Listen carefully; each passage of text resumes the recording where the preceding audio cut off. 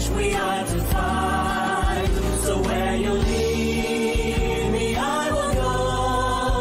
Touch my lips, by your strength I will go. I will go. Where you lead me, I will go. Where you lead me, who will go for us? I will go. I will go. Where you lead me, I will go. Where you lead me, here am I. Send me, Lord, I will go.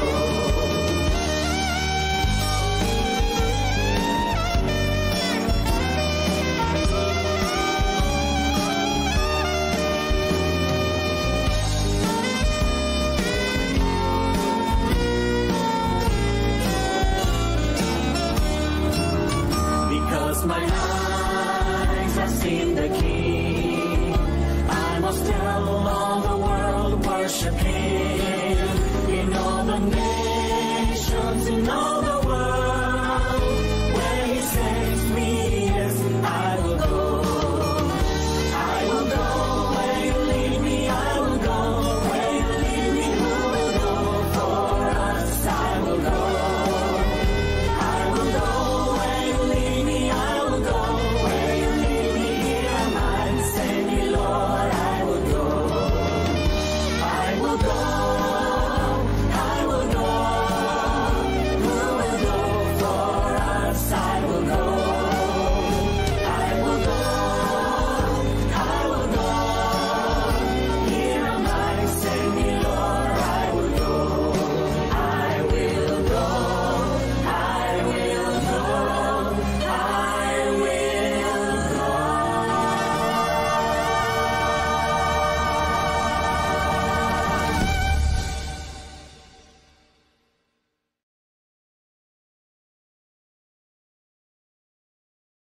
White na councils on stewardship.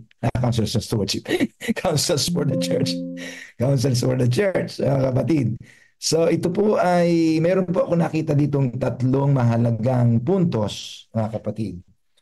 Yun pong binasa kaninang talata ni Brother Raybert. Salamat, Brother Raybert.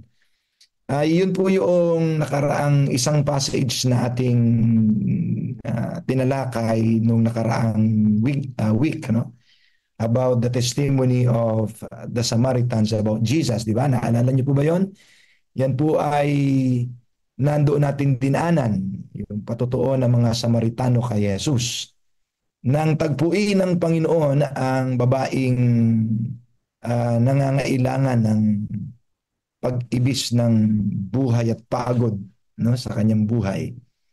Nangangailangan siya ng papawi ng kanyang uhaw at pagod, ay umalis yung mga alagad. Alam natin na yung pong gawaing iyon ay napakahalaga sa Panginoon at pumunta siya sa lupa to seek and save which was lost. No? Ang pinunta niya dito ay talagang magligtas. Kaya ang babaeng ito ay importante kay Jesus, ang babaeng ito. Kaya ang Panginoon ay nag-initiate para siya ay kausapin upang ipakilala ang tunay na sagot sa hinahanap niya. At ang mga alagad ay umalis upang humanap po ng makakain, di ba? Naalala niyo po yun. At nung pagbalik nila, dala na silang pagkain, ay nakausap ng Panginoon yung babaeng iyon at inalok siya. Rabini, sabi nga noon, ay kumain ka. Subalit sinabi sa kanila ni Jesus, ako ay may pagkain na hindi nyo nalalaman. Kaya sinabi ng kanyang mga alagad, may magdala kaya sa kanya ng pagkain. Sinabi ni Jesus, ang pagkain ko ay ang gawin ang kalooban na nagsugo sa akin at tapusin ang kanyang gawain. Wow, mga kapatid. Alam natin na ang usapin diyan sa chapter na yan, chapter 4, ay makikita niyo po na ang issue doon ay tubig, tapos ngayon pagkain. Ano po ang pinakikita ng text na ito? Doon po sa text na ito ay sinasabi sa atin ng kung ang tubig ay basic need, ang pagkain ay basic need. Sinasabi ni Jesus, basic din na pangangailangan natin ang mag-involve sa gawain ng Diyos. Kung hindi tayo mabubuhay nang hindi iinom, kung hindi tayo mabubuhay nang hindi kakain, sana Ganon din ang ating pakiramdam. Ang parang napakahirap mabuhay na tayo ay tinatawag ng mga tagasunod ni Kristo ay hindi tayo magiging masipag sa gawain. So the work of God keeps us going and alive. Mga kapatid, the work of God, the mission of the church will keep us alive. Ito po ay basic na pangangailangan ng ating spiritual life. Kung paanong ang pananalangin, kung paanong ang pagbabasa ng Biblia ay kailangan ng ating spiritual na buhay, ganito ho ang sinasabi ni Jesus. Ang pagkain ko o ang nagpapalakas sa akin ay ang gawin ang kalooban na nagsugo sa akin. Anong kalooban? Iligtas ang mga nawawaglit at tapusin ang kanyang gawain. Yun po ang ating source ng strength. Yun po ang source ng ating vigor, mga kapatid. Yung tayo ay mag-involve sa witnessing program o witnessing activity.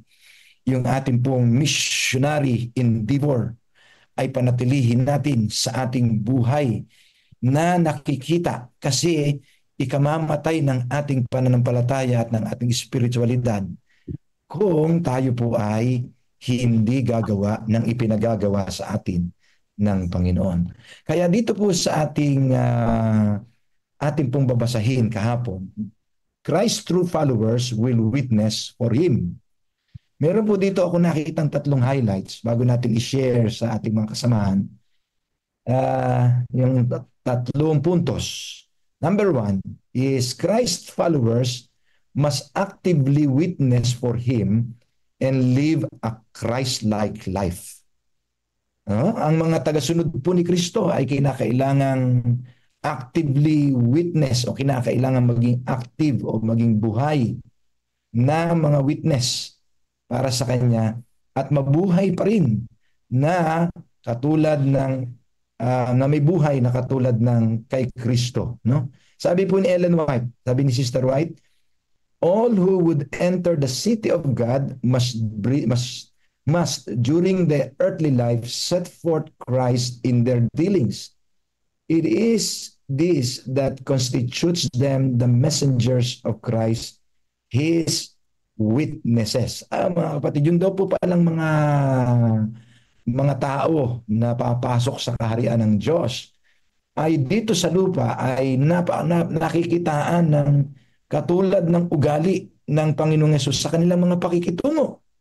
At ito po ang bumubuo ng talagang sinasabing mga witnesses ni Christ. So dinidiin po dito sa atin pong mabasahin na ito na ang tunay na mga tagasunod ni Kristo ay magdadala ng karakter ng buhay ng Panginoon sa kanilang mga ginagawa, sa kanilang mga paglilingkod, okay? Sa buhay ng prinsipyong nakikita sa atin na ang buhay ng Ebanghelyo ay bumago sa atin. Okay, yan po. Their life and action should be a testimony to others. Their life and action should be a testimony to those around us, leading them toward generation and a Christ-like transformation. So the first point is Christ's followers must actively witness for Him and live a Christ-like life.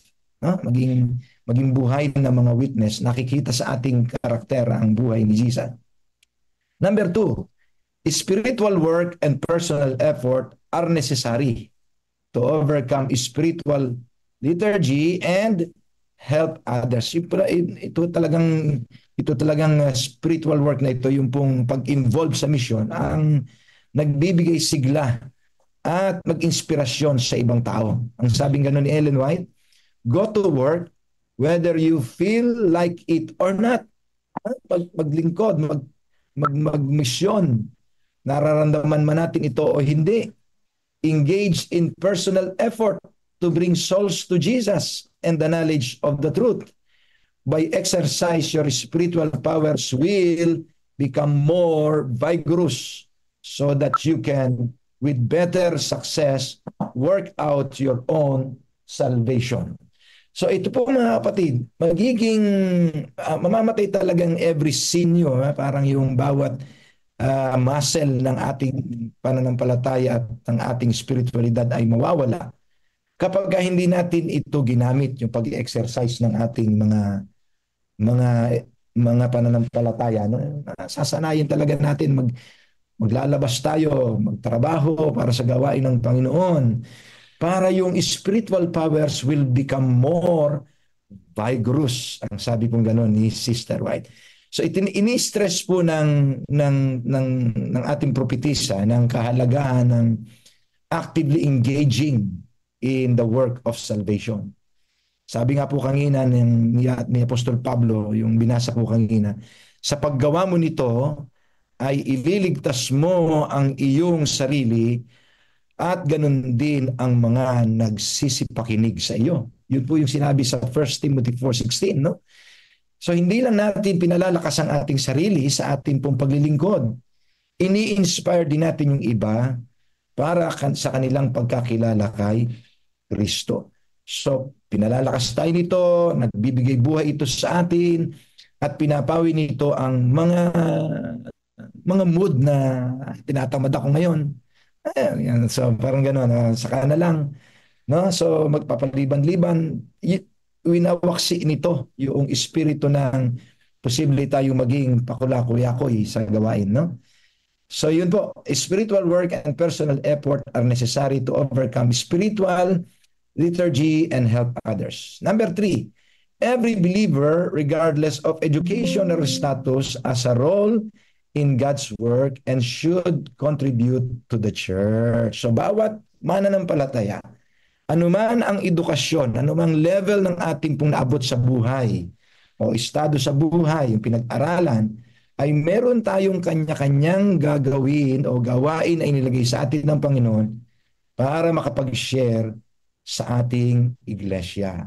Okay, ang line po dito, ang sabi ni Sister White, let none feel that because they are uneducated, they cannot take part in the Lord's work. God has a work for you to do.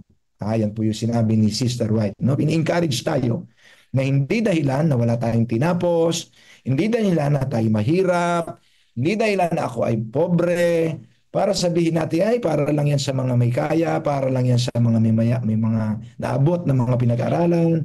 No mga kapatid, ini-encourage tayo ni Sister White na bawat isa sa atin ay may papel na gagampanan para sa gawain ng Panginoon. So, binibigyan din dito na ang bawat isa sa atin, anuman ang ating kalagayan sa buhay, ay makisangkot sa gawain at gagamitin tayo ng Diyos ng mabisa sa pagpapasulong ng kanyang banal na misyon. So ito mga kapatid, ang 3 puntos na aking pong nais na i-highlight sa ating readings kahapon. Okay, anyone? Pastor, ayan, pagkatapos ni Pastor Ernie, si Pastor Nelson, and then nakita kayo na si Pastor Joey. Sige po, Pastor Ernie, do you want to share something? Yes po, maganda po ang ating topic kahapon. At dito ko po nakita na ang isang follower ni Kristo ay meron pong dapat gawin. Una po ay meron po dapat siyang iwaksi sa kanyang buhay bilang tagasunod ng ating Panginoong Hesus. Yung kanyang masamang pananalita, yung kanyang mga pandaraya, yung kanyang mga pangit na ginagawa, ito po ay kanyang dapat iwaksi. Ito po ay kanyang magagawa through the help of the Holy Spirit. Kung ating pong titingnan yung babaeng Samaritana, meron po siyang daldalang banga. Pero nung kanyang makita at makilala si Jesus, yung banga ay kanyang iniwan. At siya'y tumakbo, papalapit, papunta doon sa syudad. Kanyang iniwan ang banga ng pagmataas. Kanyang iniwan ang banga ng makasarili, ng madabot, ng pagiging masamang babae. At siya'y tumakbo sa syudad at kanyang ipinangaral si Kristo. Kaya sa ating pambuhay mga minamahal kong mga kapatid, mahalaga na kapag tayo ay totoong follower ni Jesus, yung lahat ng nakakahadlang sa kanyang ministry, sa kanyang gawain ay ating iwaksi upang tayo magtagumpay sa tulong ng banal na Espiritu at tayo ay magkakaroon ng bagong Espiritu, bagong buhay, through the help of the Holy Spirit. Amen. Thank you, Pastor Ernie. Pastor Nelson. Hello po, good morning po. God first morning to everyone. I would like to reflect on the text this morning with regards to the, sabi ng sa John chapter 4, ako ay may pagkain hindi nyo nalalaman at ang aking pagkain ay tapusin ang gawain. I would like to connect the text, the Revelation chapter.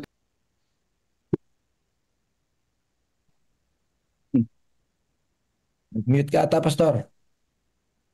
Parang nag-mute ka. Nawala. Yeah. I would like to connect the text na sabi ng Panginoon, okay, may pagkain hindi nyo nalalaman at ang pagkain ito ay tapusin ang gawain.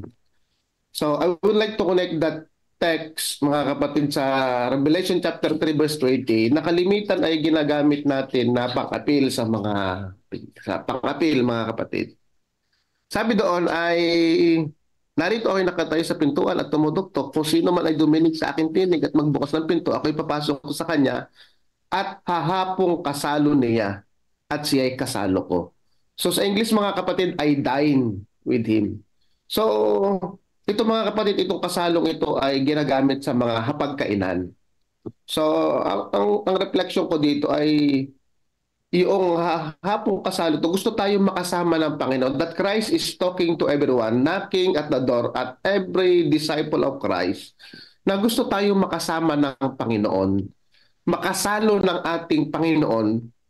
Kasi ito yung pagkain, ito yung sabi niya, ito yung pagkain eh.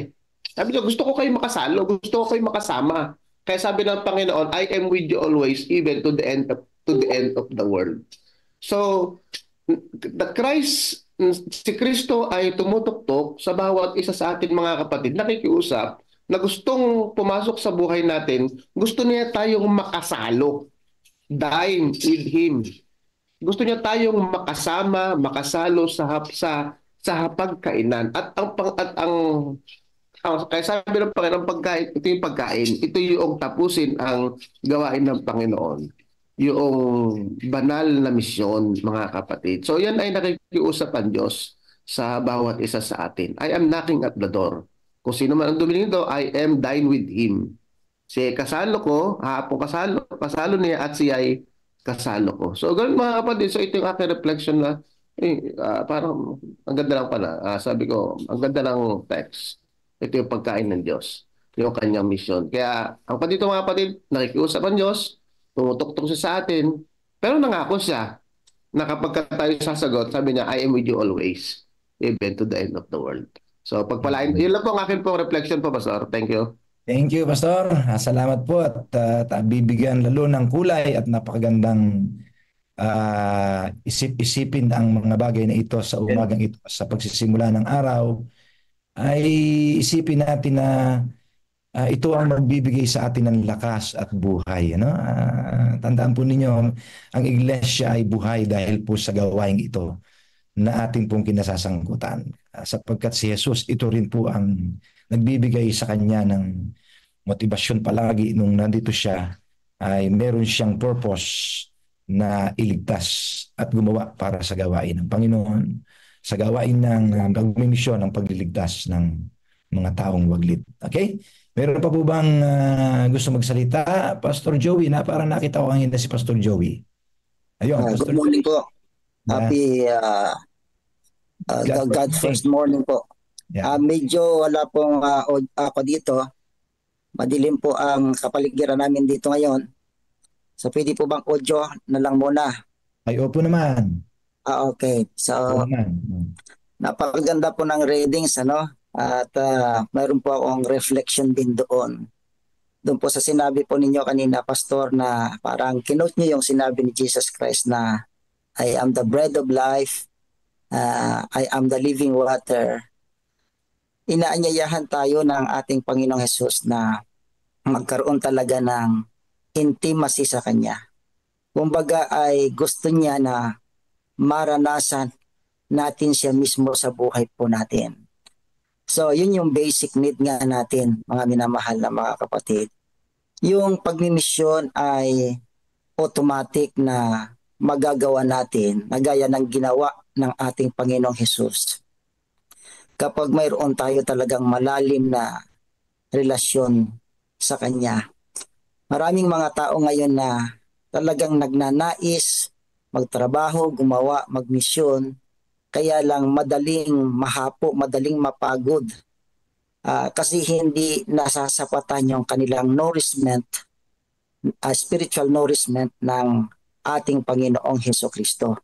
So kapag tayo po ay sagana sa karanasan sa ating Panginoong Hesukristo, sagana tayo sa pakikipag-ugnayan sa Kanya, sagana rin tayo sa resistensya para maglingkod sa Kanya. Hindi tayo mapapagod, kaya nga dapat unahin muna si Kristo sa buhay po natin. Yung bang amidst of marami nating ginagawa dito sa ating mga iglesia, sa paglilingkod natin, hindi natin kalilimutan si Jesus sa ating pong buhay. Mapapansin po natin mga kapatid yung sinabi ni Pastor Nelson, kaya nagiging kasiyahan, nagiging katuwaan natin yung makasama si Jesus sa paglilingkod. Yung hindi ka nga ay dine in sa kanyang paglilingkod. Ang kalimitan kasi, Pastor, sa buhay natin bilang mga mananampalataya, masyado tayo sa teorya, sagana tayo sa teorya, nagkukulang tayo ng karanasan kay Kristo. Sabi nga ng isang author, in a drop of a hat, yung doktrina ng Adventist, maari po nating idepensa sa mga taong nagtatanong sa atin. Pero ang problema ay manahihirapan tayo na ipamuhay kung sino si Kristo. Madali sa atin yung teorya, pero yung karanasan, kulang tayo. Sabi ni Fernando Child sa aking nakot din, sabi niya ay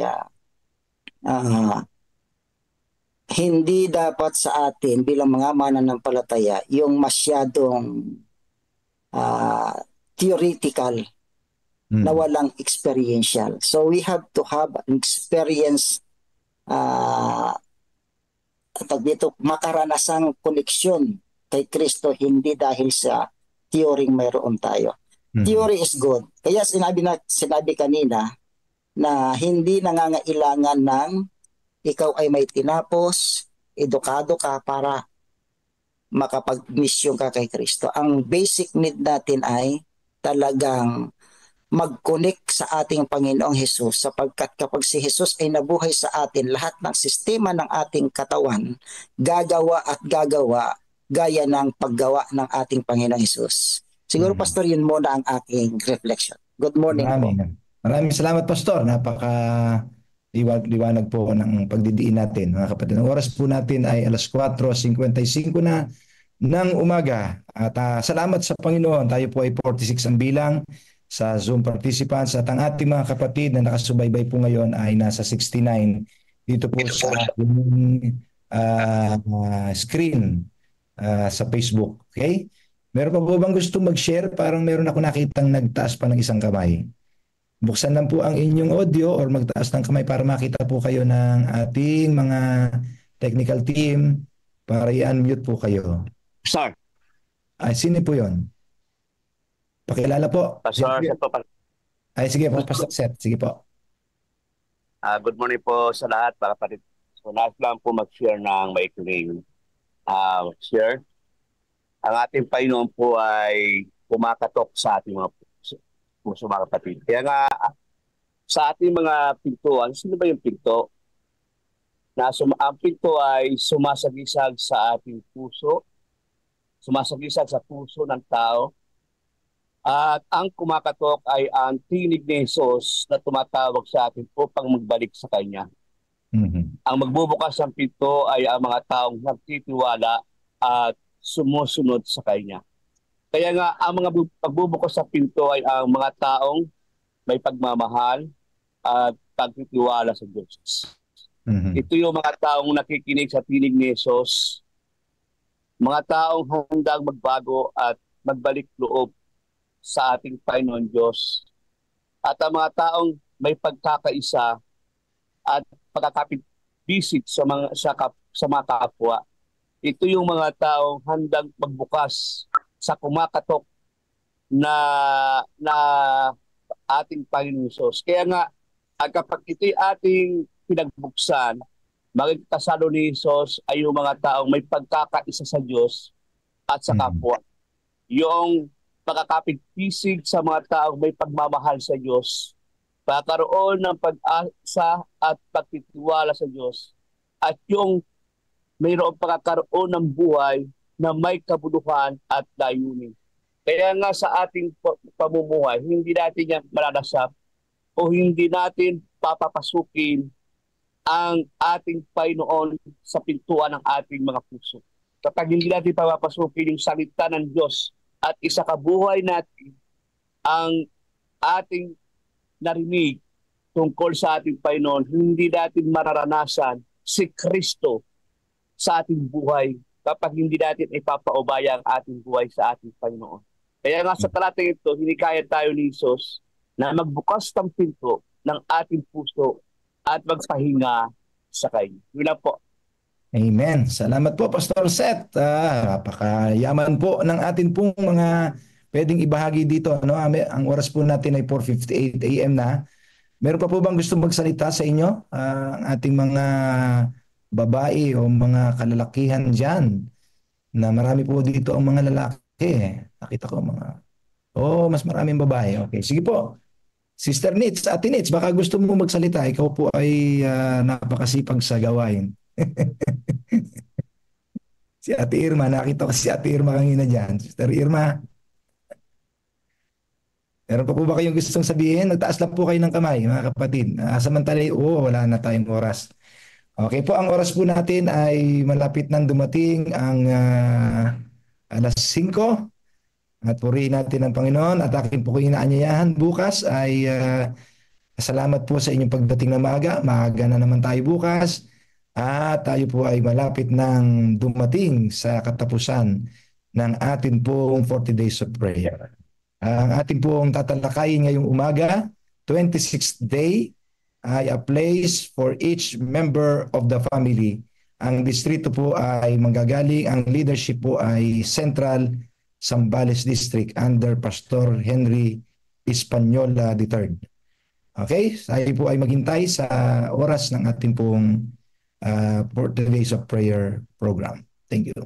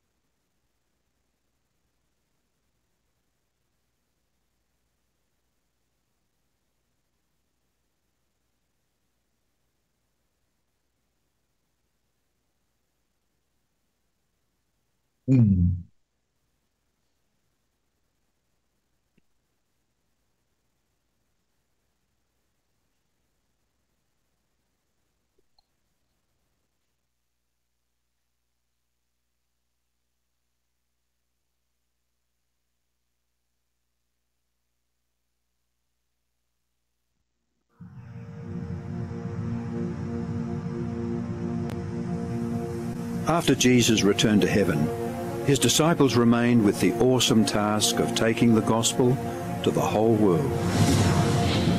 Filled with the Holy Spirit, these men and women proclaimed the message they had received with boldness and power, reaching out to all corners of the then known world. But it was not without great opposition, first from the Jews, then from the Roman state. Many Christians were faithful to the point of death, suffering torture and humiliation from cheering onlookers at the Circus Maximus and Colosseum in Rome and throughout the empire. However, the blood of the martyrs only paved the way for the further spread of the gospel. After years of persecution by the Roman emperors, one of them, Constantine, professed conversion to Christianity in 312 AD. Now Christianity became popular, but it resulted in many pagan practices and symbols entering the church, particularly in Rome. The Bishop of Rome assumed more and more power and authority, and began to oppose and oppress all who recognized Jesus alone as the head of the church and who accepted the Bible alone as the supreme authority. To escape this increasing persecution, God's true people withdrew to the wilderness areas of Europe. In northern Italy, the Waldenses took refuge in the mountains. While many were slain, the light continued to shine in the darkness. God was still in control, and he began to raise up men like Wycliffe, Huss, Tyndale, Luther, Calvin and Zwingli to stand for his truth. They stood for the Bible alone, faith alone and Christ alone.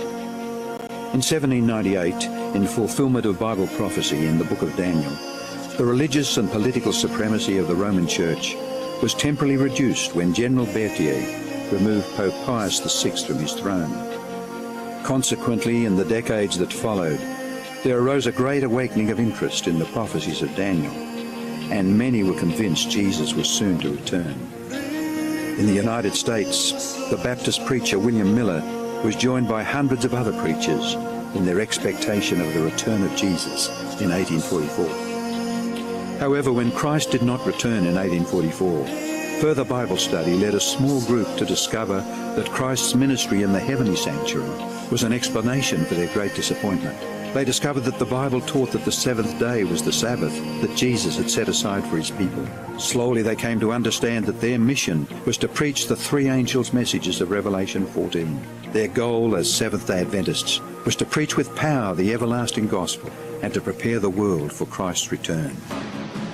More than 160 years have now passed, years that have brought 2 world wars, numerous military campaigns, financial depression, the rise of atheism and secularism, as well as a booming world population, with natural disasters increasing in frequency and intensity. Today, the Church's mission and message is more relevant and urgent than ever in its history.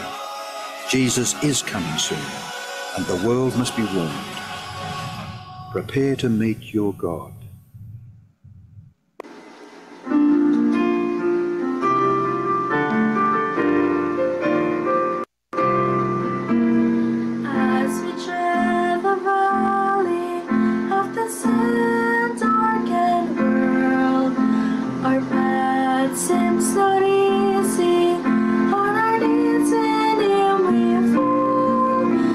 Sometimes we falter, yet God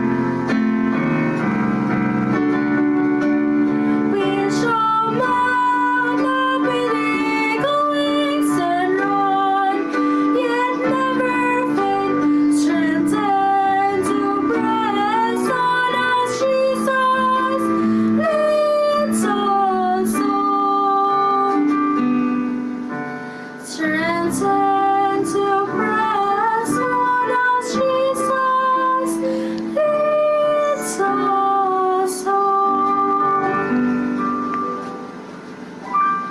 Magandang umaga po sa ating lahat. Tayo po ay dadako sa ating panalangin. Magala po natin iko ang ating ulo para sa isang panalangin. Dakila at mababagin naming Diyos. Sa umaga pong ito, muli po kaming lumalapit at nagpapasalamat po sa inyo. Salamat po at binigyan niyo po kami ng panibagong buhay at sigla upang kami ipumuri ng inyong banal na pangalan. Amang banal, tangi-tangi naming dinadalangin ang aming 40 days of prayer. Nawa ay patuloy ng iyong pagpapala, pag-iingat, kagalingan sa lahat ng aming mga karamdaman upang maranasan po namin na patuloy na nagpupuri at nagpapasalamat sa tuwi-tuwi na po sa inyo. Panginoon, sa aming pag-aaral ngayong umaga, aming dinadalangin ang aming tagapagsalita, ang aming mahal na pastor, si Pastor Henry Española. Bigyan niyo po nawa siya ng inyong banal na kapangyarihan upang ang mga salita na kanya itong mabibigkas, ito po ay maging kapaki-pakinabang sa bawat sa amin, na ito ang siyang lalong magbigay kasiglahan sa aming paglilingkod po sa inyo. Pagpalain, Panginoon, ang kabuuan, ang bago po naming misyon, ang Central Luzon Province Mission na pangunguna, ang aming mahal na Presidente, Pastor Jerry Estabilio. Panginoon, pagpalain po ang kabuuan. Nawa ito po ay may tatayo ayon sa inyong kalooban. Maraming salamat po, Amang Banal, sa mga pagpapala at bendisyon na aming tinanggap sa umaga pang ito. Salamat po sa inyong katugunan, kalakip ng aming pagpapatawad ng mga kasalanan sa pangalan po ng aming Panginoong Hesus. Amen. Magandang umaga po sa inyong lahat, mga kapatid at mga kaibigan. Okay po ba ang ating mga gising? Opo, tiyak ko po na maganda ang ating gising sa araw na ito sapagkat taglay muli natin ang buhay at lakas mula sa ating Panginoon. At tayo ay lalo pa pong pinagpala sapagkat narito tayo upang saksihan muli ang isang bahagi ng ating CLPM 40 Days of Prayer. Kagalakan ko po na ipakilala sa inyo ang mga nagsiganap at magsisiganap pa sa ating programa sa umagang ito. Ang naghandog po ng ating meditational song ay ang Balaybay Church. At ang nagbigay po o nanguna po sa atin sa ating opening prayer ay walang iba kundi si Elder George Rinojo. Ako po ang inyong lingkod bilang presider, Sister Jenavel Madrid. Pagkatapos ko po ay may papakinggan natin ang special number mula kay Ma'am Rosemary Ann Española at kanyang anak na Sister Atara Española. Susundan po yan ng magandang mensahe mula kay Pastor Henry Española. At ang ating pong closing prayer ay pagkakaloob ni Sister Marisa Corpus. Kaya mga kapatid, tayo po ay makinig ng mataman sa umagang ito upang tayo po ay lalo pang pagpalain. Maraming salamat po.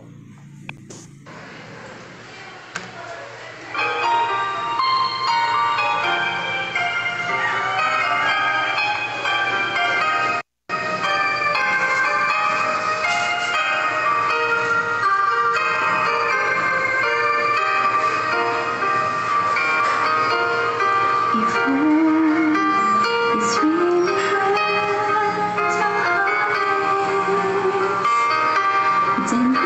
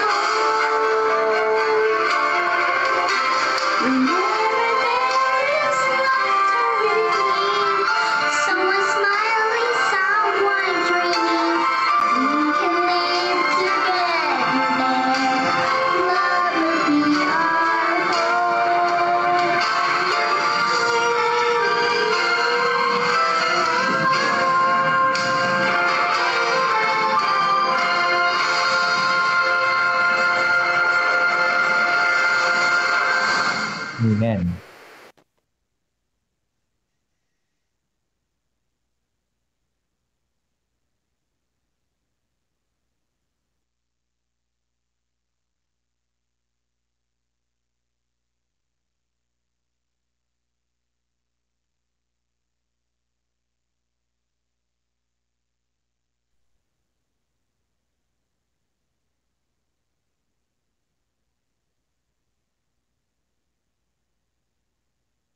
Magandang umaga po sa ating lahat, mga kapatid.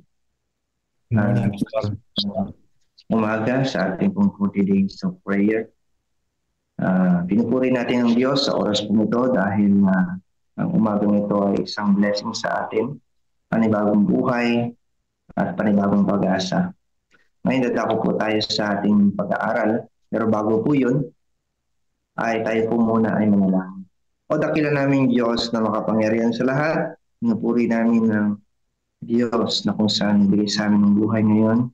Ngayon, ikaw ang Diyos na sumusubaybay sa amin. Unahin niyo po kami sa aming pag-aaral at ang Back to the Altar na ito ay magbunga sa aming mga buhay. At ito po ay mabago ang aming mga kahinaan, maging ang aming mga pinagmulan. At Panginoon Diyos, masimulan namin ang panibagong yugto ng aming pong relasyon sa iyo na meron pong paglapit sa iyo at sa iyong altar ay una ang lahat ng mga bagay bago po ang mga ibang bagay. Ito lamang po ang aming dalangin sa pangalan po ng Panginoon Jesus. Amen. Ngayon tayo po ay nasa chapter 26 na, Spiritual Influence. Sabi po dito, we can have the salvation of God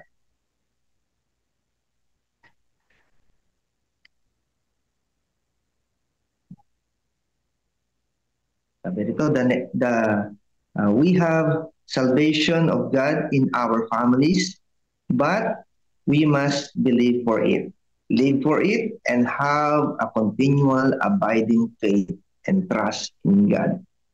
Nakapokus po ang ating pag-aaral ngayon about spiritual influence in the home. Kamusta po tayo sa ating pong mga tinatahan o sa ating pong tinutuluyan o sa ating tahanan? Anong klaseng influensya meron po tayo? Sabi po sa ating binasa, pwede daw po natin maligtas ang ating pamilya through God by influencing them kung ano po yung aning mga ginagawa sa araw-araw.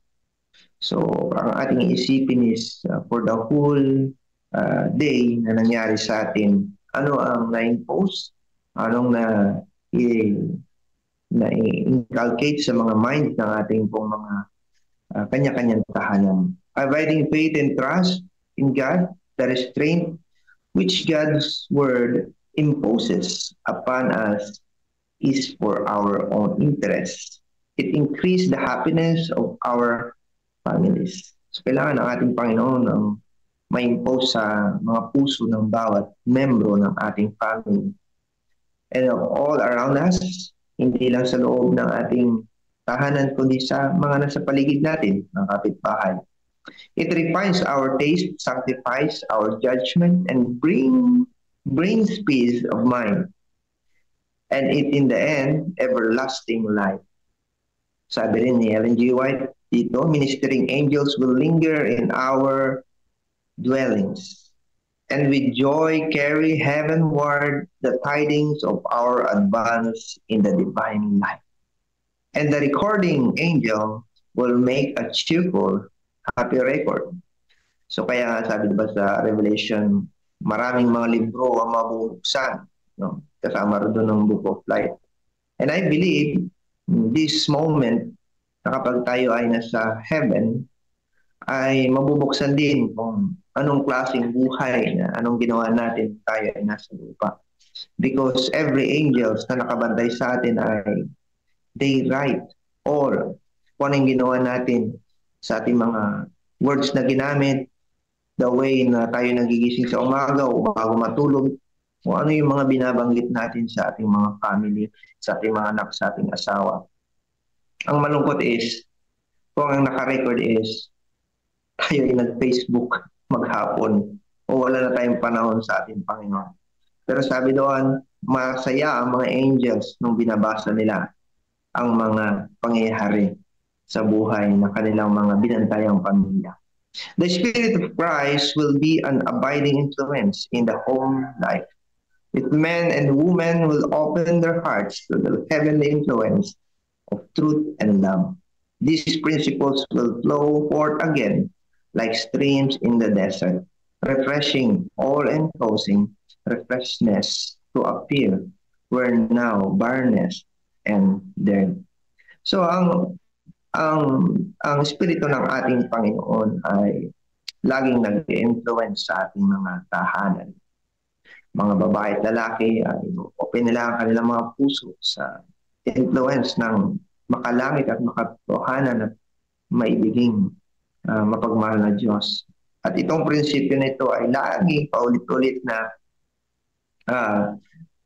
katulad ng river na sa desert na dumadaloy at katagalan ay ito ay nagbubunga at nagiging isang life sa lugar na yon na dati ay disyerto, ngayon ay isang napakagandang lugar na ganoon din daw po sa ating mga tahanan kung lagi po nating sinasanay ang pag-worship o back to the altar, lagi nating unahin ang altar ng Diyos at invest na yung sariling mga altar natin kung saan tayo nagiging masaya, personal altar natin.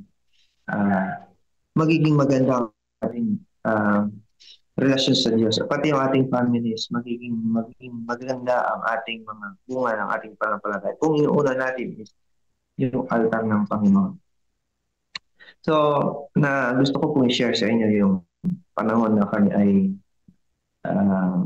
napagod kami sa biyahe. Galing kami sa ministry. Pag-uwi namin ng bahay ay ang aming panganay ay pagod din. Pero nung kami matutulog na, magpe-pray na kami.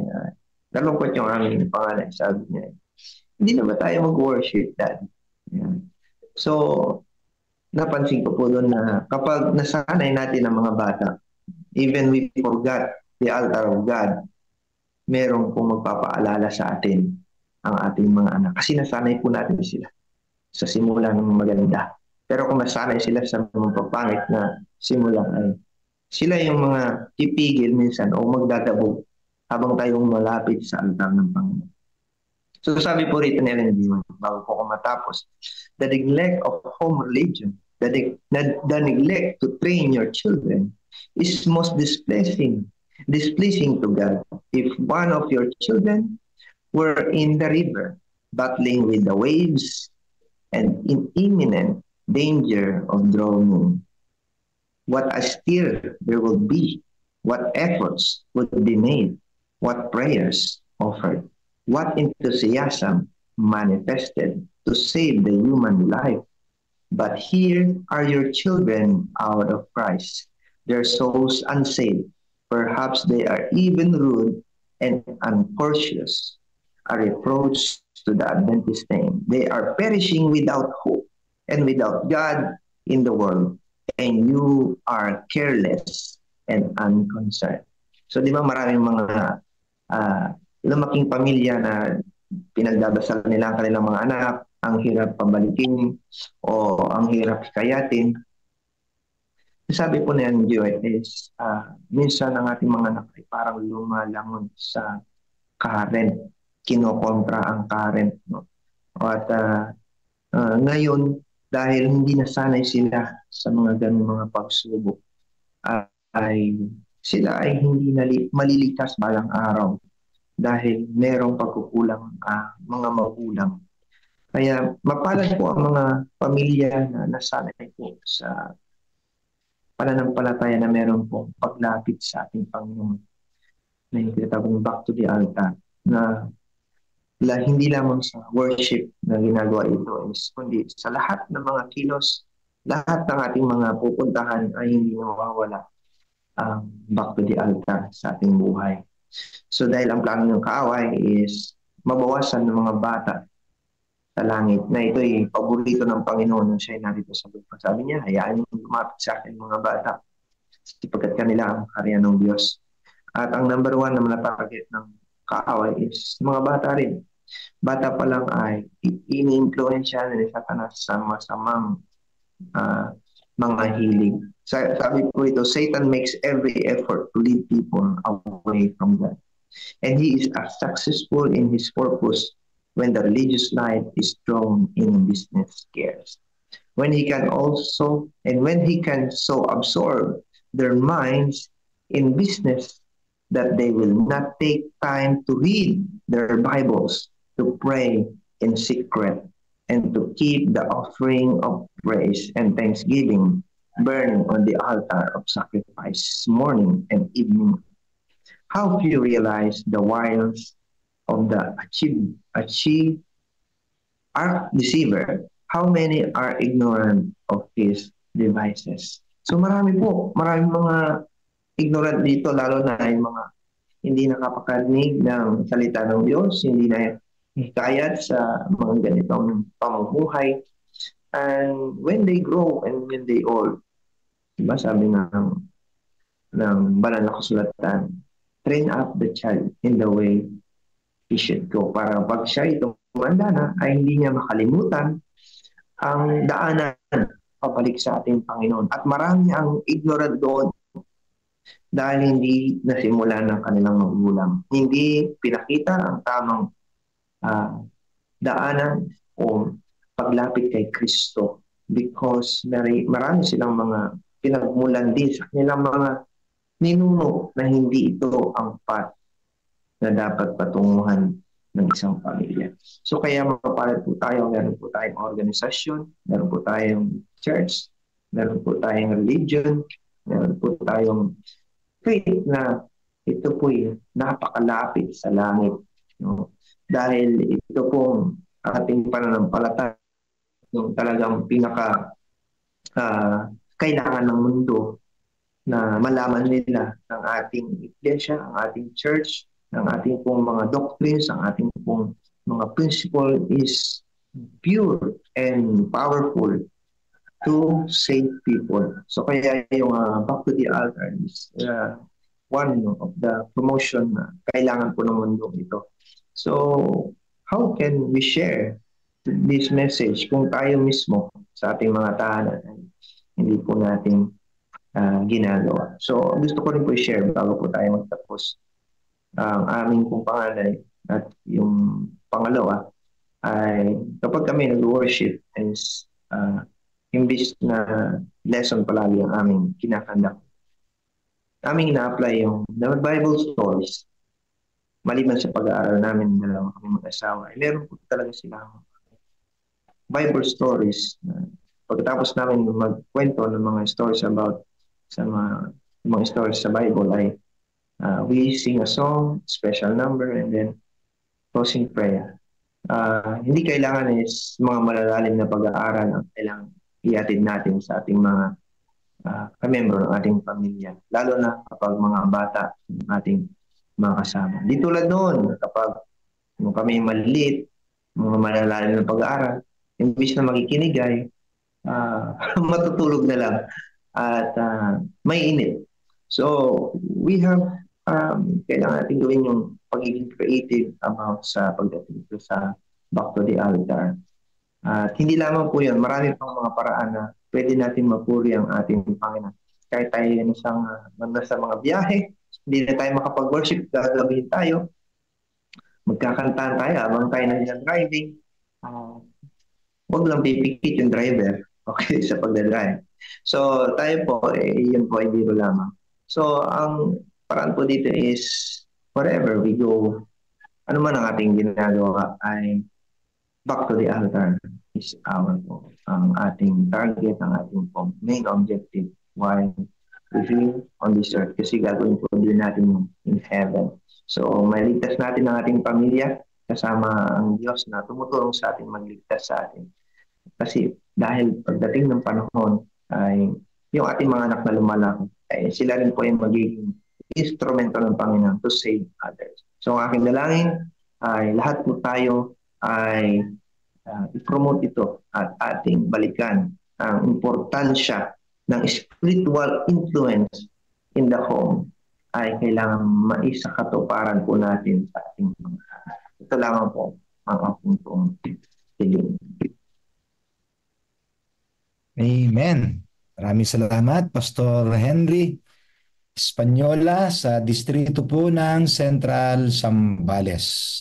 Salamat po sa inyong paglilid, Pastor. At ang ating pong topic ngayon ay a place for each member of the family. Yan. So bawat lalaking asawa, babaeng asawa, mga anak, lahat po ay may bahagi sa gawain ng ating Panginoon. Salamat po sa pag-share, Pastor.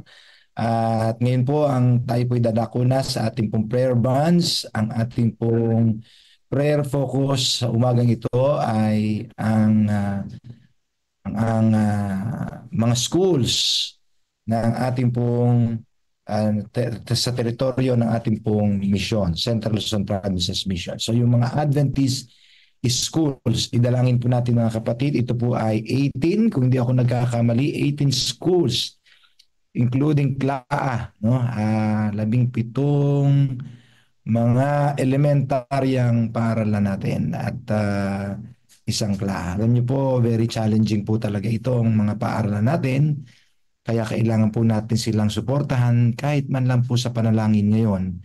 At sa mga susunod na mga araw ay paglaanan din po natin ang ating pong sama-samang mga tulong pinansyal sa kanila. So ito ho ay isa sa mga challenge ng ating pong leadership.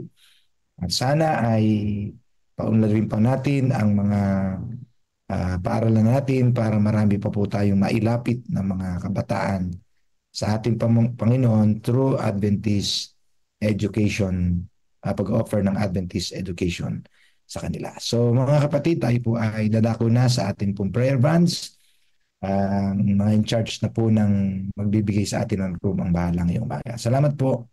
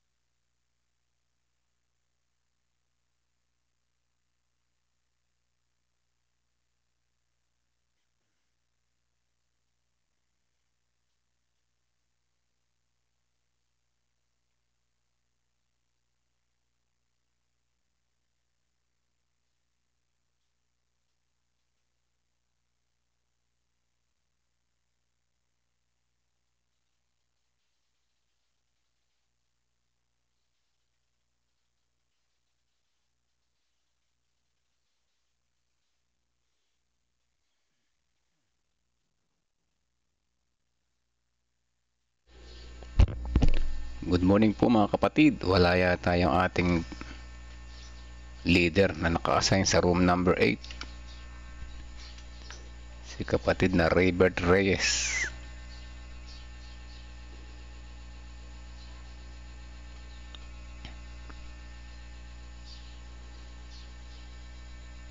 Si Pastor David po ang kapalit niya. Ayun pala si Pastor David. Good morning po Pastor David. Good morning po sa inyo lahat yan, sa mga nandito ngayon.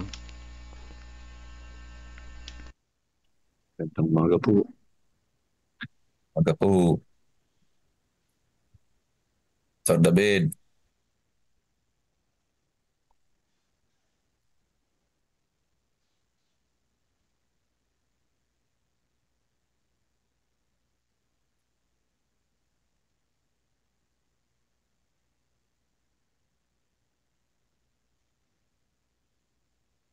Sige po, kung wala na, Brother Rejan. Kayo po ay manalangin na. Lagay na po natin yung ating mga prayer focus. Mga school. Pakisama po sa panalangin yung patuloy na evangelism ng San Vicente dito sa Campugo, Hain Nueva Ecija. ika-4 na gabi na po ngayon at ito ay hanggang Crusade po, Biyernes. ano? Crusade po sa pangunguna ni Crusade sa San Elder Vicente. San Vicente, tama. Sa Hain, Nueva Ecija. San Vicente, Hain. Brother Melvin, yan po ay hindi po siya Revelation Seminar, ano? Crusade siya. Crusade po. Iba pa rin po, Brother Jan, yung sa inyong ano, no? Sa Bacolod.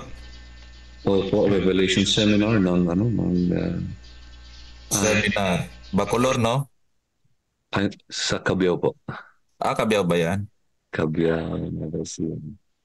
Pero alam ko si Brother Cyrus mayroong request for Bacolod. Cyrus.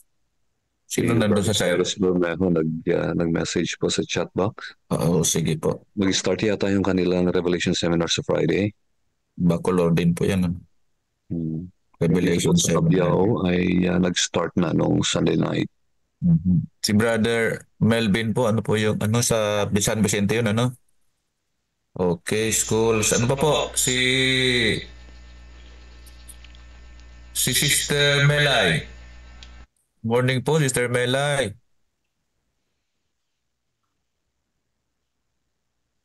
Okay, kung wala na, pakisama na rin po natin yung mga personal prayer request ng mga nasa Facebook Live. Bagaman din natin nababasa lahat isa-isa nasa labas. In general na lamang. General na lang po. Marami pong nag-message na doon sa Facebook Live. Opo. Ay, ganito na po, Brother Richard. Kayo na po ang manguna sa adoration and confession. Brother Melvin, kayo po ang sa Thanksgiving. Ako na po yung sa supplication. Yeah. Sige po. Brother Richard, dito pakidagdag po prayer for healing. Healing. Yeah, prayer for healing po. Sino po? Sa aking adopted son, si Joshua Lorenzo. Ay sinumpong ng UTI. Joshua Lorenzo, UTI. Opo. Kulangan po ata sa tubig. Oo, nagkulangan sa tubig. Bata pa po ito? Ilang taon na po ito? Grade 11 po. Napahilig siguro sa laro. Oo, sa laro. Nakakaligtaan din ang pag-inom ng tubig. Sige po. Okay na po. Si Brother Rejan yung yung adoration and confession. Kayo po in Thanksgiving. Ako po yung sa mga prayer request. Right, sige po. Kapatid, tayo po ay manalangin. Dakila at mahabagin naming Diyos na nasa mga langit. Kayo, O Ama, na himalang ng langit ang lupa at lahat ng mga bagay na narito. Namin po binabalik sa inyo ang patuloy na papuri at pasasalamat dahil sa inyong dakilang pag-ibig sa amin. Maraming pong salamat sa pagkakataong ito na kami ay dumulog sa inyong banal na luklukan. Isa pong karangalan para sa bawat isa sa amin na magkaroon ng pagkakataong ito na maibalik namin ang altar ng panalangin sa aming buhay. Yes, Maraming pong salamat, O Diyos, sa patuloy na pagkakaloob sa amin ng buhay at lakas. Dahil sa inyo po nang gagaling at kayo ang may akda ng aming buhay, kaya lahat ng aming pangangailangan ay kayo ang nagkakaloob. O Diyos, bago po namin ialay sa inyo ang lahat ng aming mga dalangin, amin pong hinihiling ang paglilinis ng aming mga puso sa oras na ito. Kaya nga po. O dito sa prayer breakout room at sa iba pa mga breakout rooms na kasalukuyan na dumudulog sa inyo sa panalangin. Patawarin po kami sa lahat ng aming mga pagkakamaling nagawa laban sa inyo upang ang aming mga dalangin ay maging matamis na samyok sa inyong banal na luklukan at inyong tanggapin, O Diyos. At kami ay nananampalataya at inaangkin namin ang inyong pangako. Yes, Lord. Kami patatawarin sa aming mga kasalanan at sa aming karumihan.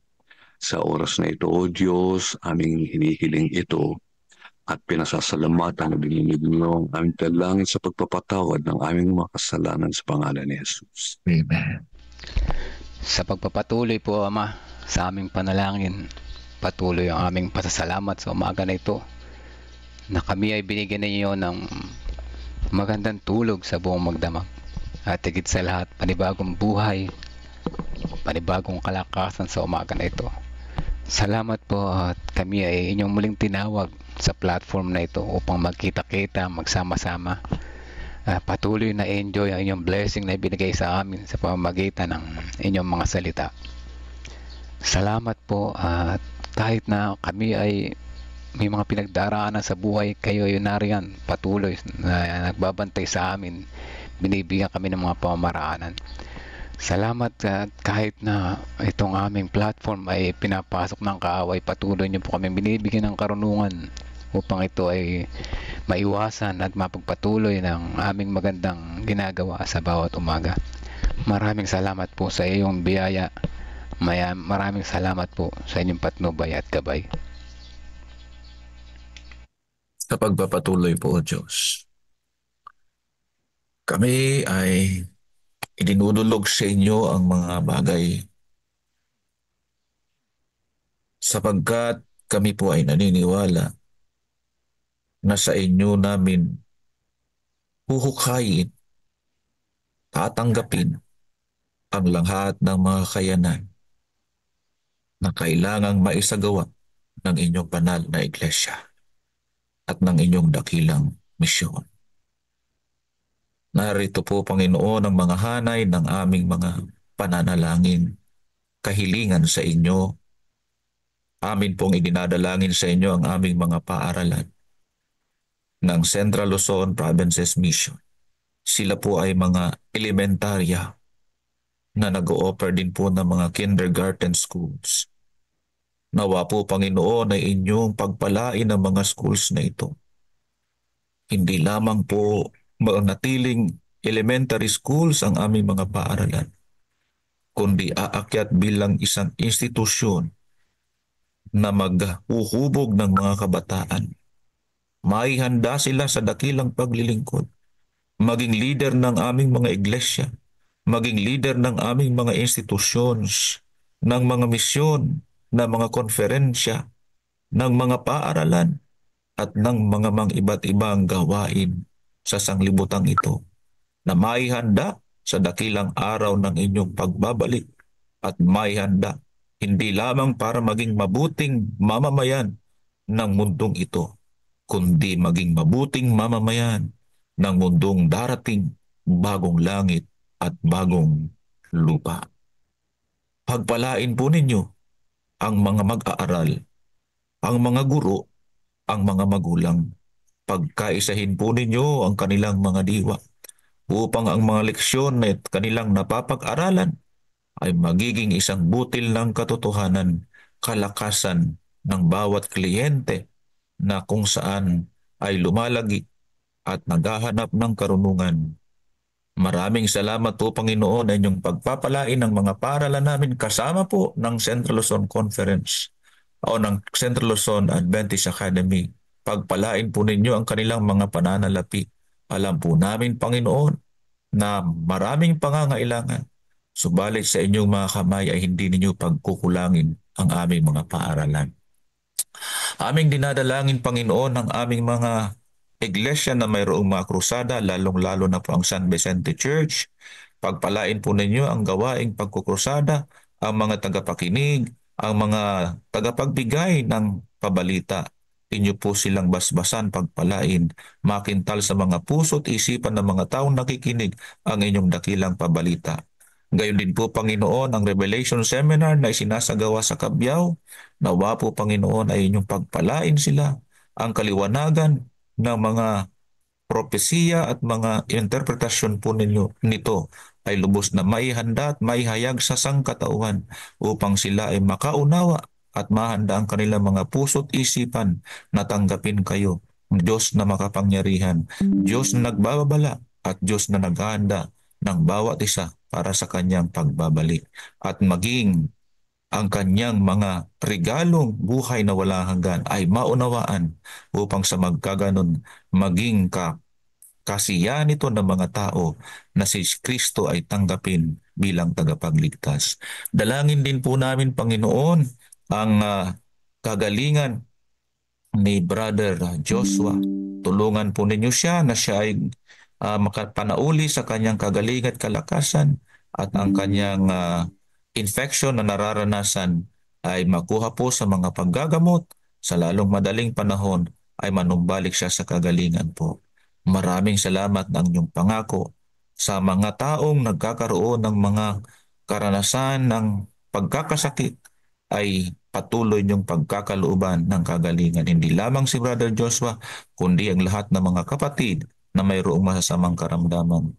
Ganon din po, Panginoon, ay aming dinadalangin sa inyo ang aming mga kapatid na may mga kahilingan, hindi lamang sa loob ng prayer room na ito, kundi sa iba't iba pang mga prayer rooms, ang kanilang mga request na po, Panginoon, ay pagkaloob sa kanila.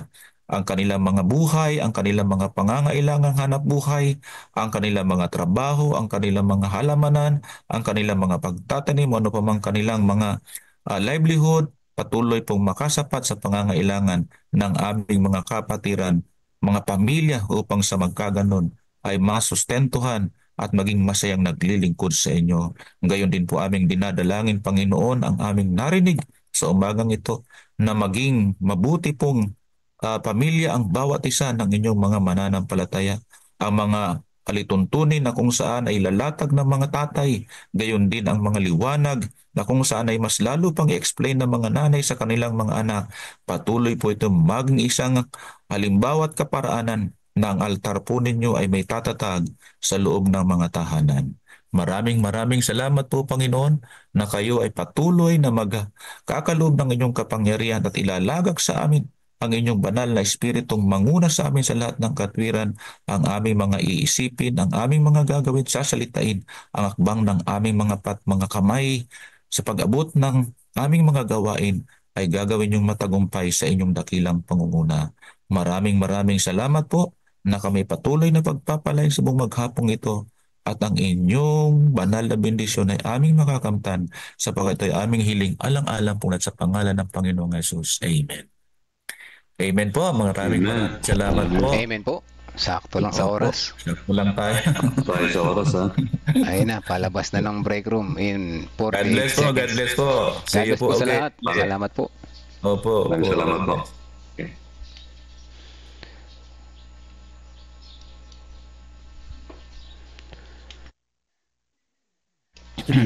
No. Ano po yan? Babaeng kalad-karin. Babaeng kalad-karin. Tulungan mo po at kalad-karin sa gawain. Babaeng kalad-karin. Babaeng kalad-karin sa gawain. Yun. Di ba? Tayo po ay dadako na sa ating po closing song. Ang oras po natin ay 5:49. Maaga pa pala, no? Opo. Sige po. Pwede po nating i-play na yung ating pong Coming Again. Jesus is coming again.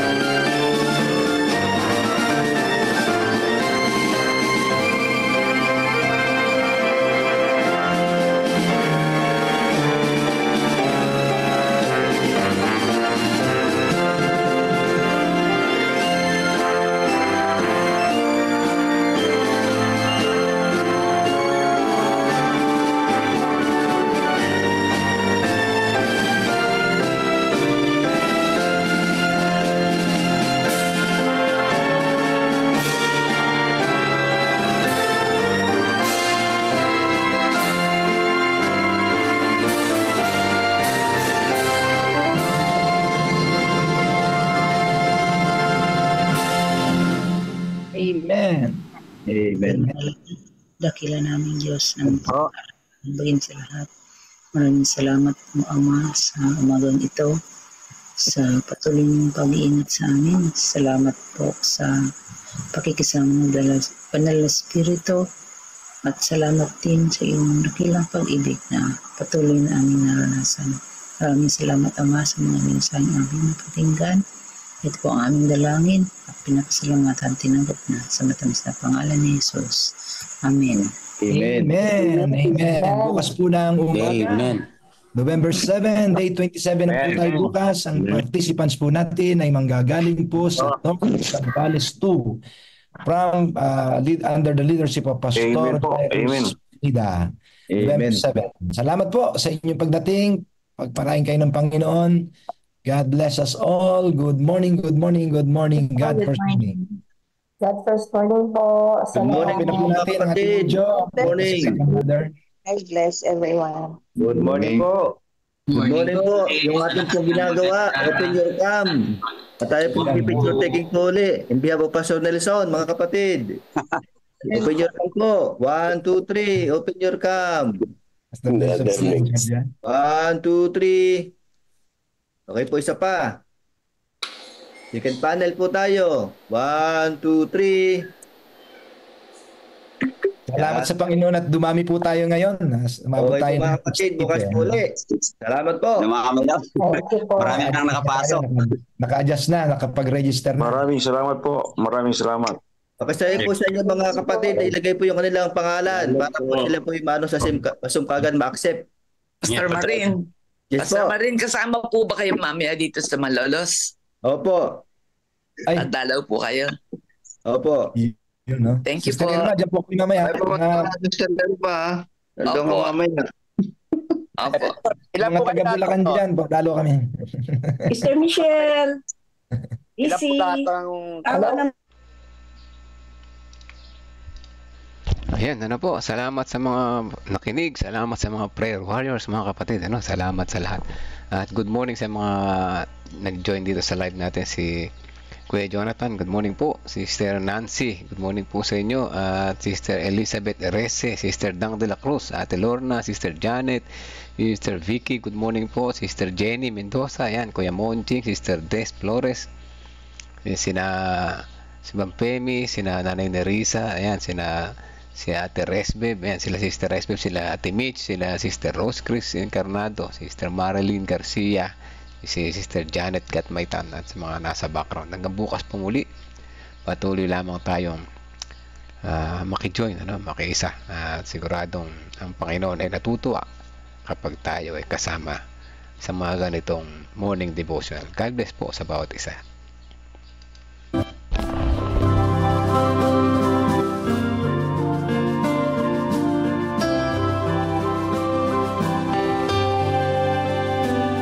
I hear the voice of Jesus calling. My answer is, I will go. I see the need of people crying. My answer is, I will go. I go to share the message of love. I go to share the blessed hope. But if I get discouraged, I call to Jesus' help, because I have this